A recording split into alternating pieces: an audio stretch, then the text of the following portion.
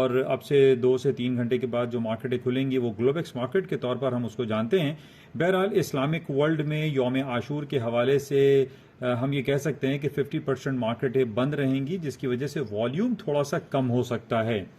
तो बहरहाल आज पाकिस्तान की मार्केटें और दूसरे इस्लामिक ममालिक में मार्केटों के बंद होने की वजह से वॉल्यूम थोड़ा सा, अगर हम ये कहें कि सुबह के वक्त कम रहेगा, तो ये गलत ना होगा, क्योंकि जाहिर है इस जितनी भी हम देखते हैं कि जो पूरी दुनिया में डिफरेंट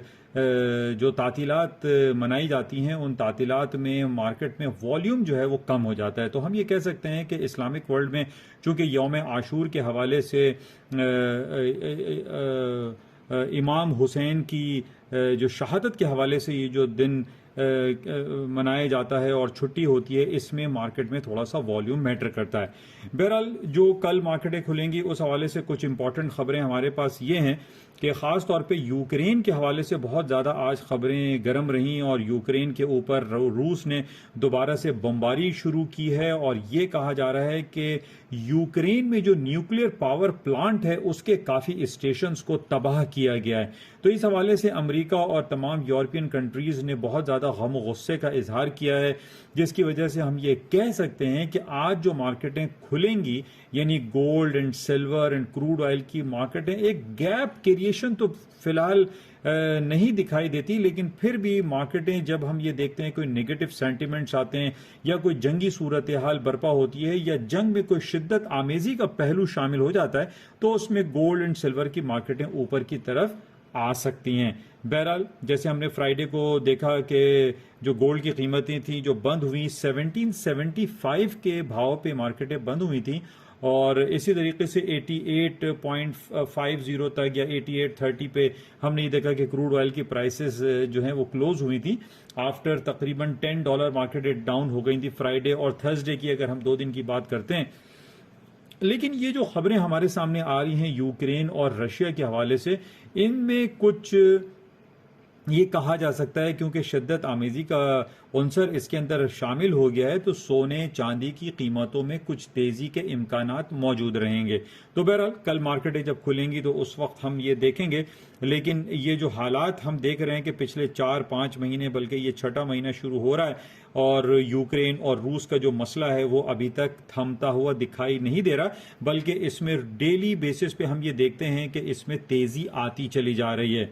अच्छा, इस तरफ एक तरफ तो हम देख रहे हैं कि यूक्रेन और रूस के दरमियान ये जो मसले मसाइल हैं ये अपनी जगह बरकरार हैं, लेकिन दूसरी तरफ जब हम ईरान ये अमेरिका और चाइना की तरफ नज़र डालते हैं तो पिछले दिनों हमने ये देखा कि अमेरिका की कांग्रेस खातून नैन्सी पेलोसी चाइना के मना करने के बावजूद वो ताइवान के स्टेशन यानी ताइपी पे वहां पहुंची, जिसकी वजह से चाइना ने काफ़ी बरहमी का इजहार किया। और चाइना ने, हमने ये भी देखा कि पिछले 1 हफ्ते से जो ताइवान वाटर्स हैं, ताइवान के जो समंदरी हुदूद हैं, वहां पर जंगी मशकों को जारी रखा, जो कि एक बड़ी संगीन सूरत हाल हम ये कह सकते हैं। और अक्रॉस दी बोर्ड हम जब पूरी दुनिया पे नज़र डालते हैं और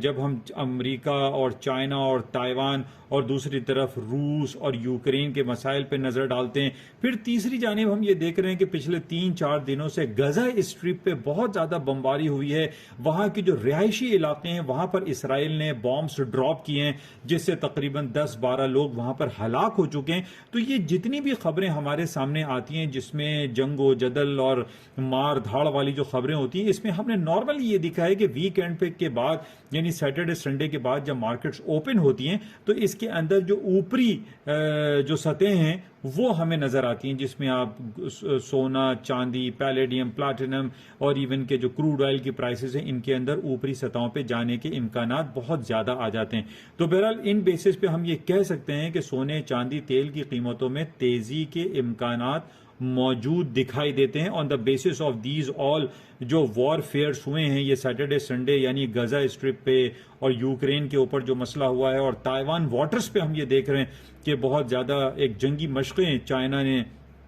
बरपा रखी, इन बेसिस पे हम ये कह सकते हैं कि इन प्रेशियस मेटल्स में या एनर्जी आइटम में तेजी आ सकती है। अच्छा, एक तरफ हम ये भी देख रहे हैं कि बरतानिया ने काफ़ी बरहमी और गुस्से का इजहार किया है रूस की जानिब से, और जो मिलिट्री एजेंसी है आपकी जो बरतानिया की है उसने इस बात का इजहार किया है, उस खदशा जाहिर किया है कि रूस जो सदर्न एरिया है, जो जुनूबी समंदर है, वहां पर अपनी फोर्सेस को इकट्ठा करता चला जा रहा है। हमें यह मालूम है कि पूरे यूरोप में अगर सबसे बड़ा दुश्मन रूस का अगर कोई है तो वो बरतानिया है। तो बरतानिया के ऊपर बहुत ज्यादा प्रेशर बिल्डअप होता चला जा रहा है। बरतानिया ने डायरेक्टली रूस से जो है वो अपने हालात को खराब किया हुआ है। इस बेसिस पे ये कहा जा रहा है कि रूस ने अगर यूरोप के किसी मुल्क पे अटैक किया तो सबसे पहला मुल्क वो होगा बरतानिया, यानी यूनाइटेड किंगडम। इस हवाले से बहुत सारी बातें आ रही हैं, बहुत सारे तज्जिए और तबसरे नेट पे अवेलेबल होते हैं। तो अभी इस वक्त हमारे पास जो अहम जो खबर हमें मौसूल हो रही है वो यही कहा जा रहा है कि बरतानिया की जो मिलिट्री एजेंसी के जो हेड्स हैं वो ये कह रहे हैं कि जनाब रूस जो है उनकी तरफ भी चढ़ाई कर सकता है, और ये बिल्कुल इसकी डायमेंशन चेंज होती हुई दिखाई दे रही है। यानी इब्तिदा तो यूक्रेन से हुई थी, लेकिन यूक्रेन के साथ साथ जब हम ये देख रहे हैं कि रूस ने ये कह रखा है कि जनाब अभी सर्दियों के मौसम में जो गैस की सप्लाई तकरीबन 70 to 80% हम ये जानते हैं कि रूस सप्लाई करता है पूरे यूरोप को, और यूरोप जब उनको गैस और एनर्जी सेक्टर की सप्लाई बंद करेगा तो ये यूरोप के लिए बहुत एक खतरनाक दौर शुरू हो जाएगा, क्योंकि सर्दियों के मौसम में हमें यह मालूम है कि एनर्जी सेक्टर की एनर्जी जिसमें पेट्रोल है, डीजल है, केरोसिन ऑयल है, गैसोलीन है, इन तमाम चीज़ों की ज़रूरत जो है पूरे यूरोप में पड़ जाती है। और हम ये देख रहे हैं कि आज से नहीं बल्कि ये साल हर साल 100, 150, 200 सालों से हम ये देख रहे हैं, जो तारीख हमें बताती है कि रूस पूरे यूरोप को ये एनर्जी सेक्टर प्रोवाइड करता है। तो इन बेसिस पे अगर हम ये देखते हैं कि 2 से 3 महीने के बाद अगर रूस ने ये सिलसिला रवा रखा और रूस ने वो स्विचेस ऑफ कर दिए और गैस की सप्लाई बंद कर दी, और जैसे हम जानते हैं कि 2-3 कंपनी जो है कि जर्मनी के थ्रू भी चलती हैं, फ्रांस के थ्रू भी चलती हैं, जो कि रशियन कंपनीज हैं, जिसमें एक नॉर्ड स्ट्रीम 2 के नाम से एक कंपनी। तो बहरहाल बहुत सारी कंपनीज है जो कि रूस के तहत चलती हैं, लेकिन बात पॉइंट यही है कि अगर इन्होंने ये बंद कर दी, रूस ने सारी एनर्जी सेक्टर देना बंद कर दिया, तो ये पूरे यूरोप के लिए बहुत खतरनाक होगा। और यही बरतानिया खदशा जाहिर कर रहा है कि ये जंग एक नए डायमेंशंस की तरफ जा रही है, एक नए सेक्टर की तरफ जा रही है। और यहां पर हम देख रहे हैं कि रूस और यूक्रेन के दरमियान जो मामलात हैं वो सुधरते हुए दिखाई नहीं दे रहे। बहरहाल इसके लिए हम सब की दुआ है कि ये हालात जल्द अज जल्द सुधर जाएं, ताकि जो एनर्जी सेक्टर के हवाले से जो प्रॉब्लम है, और इवन के जो ग्रेन आइटम है जिसमें हम देखते हैं कि मुख्तलिफ किस्म की दालें हैं, चावल है, वीट है, ये सारी की सारी जो रूस और यूक्रेन प्रोवाइड करता है रेस्ट ऑफ द वर्ल्ड में, इसमें भी काफ़ी डैमेजेस आने का खदशा मौजूद है। और इसकी वजह से न सिर्फ इन ग्रेन आइटम में प्रॉब्लम क्रिएट हो सकती है, बल्कि हम ये जानते हैं कि जो एनर्जी सेक्टर में पिछले 4-6 महीने से पूरी दुनिया में एक तहलका मचा हुआ है, महंगाई का तूफान बरपा है, चाहे वो पाकिस्तान हो, इंडिया हो, यूरोप हो, अमेरिका हो, हर तरफ हम ये देख रहे हैं कि 40 साल की बुलंद तरीन सतहों पर महंगाई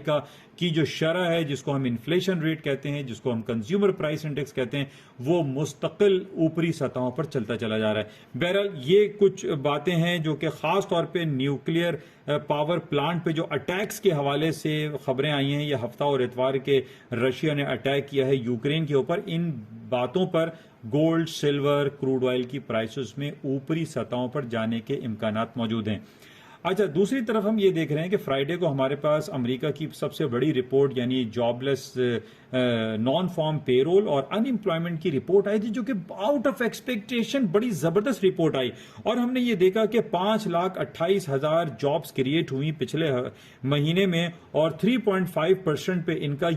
अनएम्प्लॉयमेंट रेट आया। बड़ी जबरदस्त रिपोर्ट थी, लेकिन उसके बावजूद हमने ये देखा कि अमेरिका की स्टॉक मार्केट डाउनफॉल का शिकार हुई। उसके डाउनफॉल होने की वजह यह आई कि जनाब लोगों के अंदर बहुत ज्यादा फियर फैक्टर आ गया कि अमेरिका अपने अगले महीने होने वाली जो एफओएमसी की मीटिंग है, फेडरल रिजर्व बैंक की मीटिंग है, वो शरह सूद में दोबारा से 75 बेसिस पॉइंट इंटरेस्ट रेट को बढ़ा देगा। इस बेसिस पे हमने देखा कि फ्राइडे को जो मार्केटों में अच्छे रिजल्ट आने के बावजूद मार्केटें जो है फॉलिंग साइड पर रही। बहरहाल कल हम देखते हैं कि क्या सूरत हाल रहती है, लेकिन स्टॉक मार्केटों में थोड़ा सा डाउनफॉल इन बेसिस पे दिखाई दे रहा है कि यूक्रेन और रूस के दरमियान और अमेरिका और चाइना के दरमियान जो तल्ख कलामियां हो रही हैं, उन बेसिस पे स्टॉक्स में डाउनफॉल और इन energy sector and gold and silver में तेजी के इम्कानात मौजूद हैं।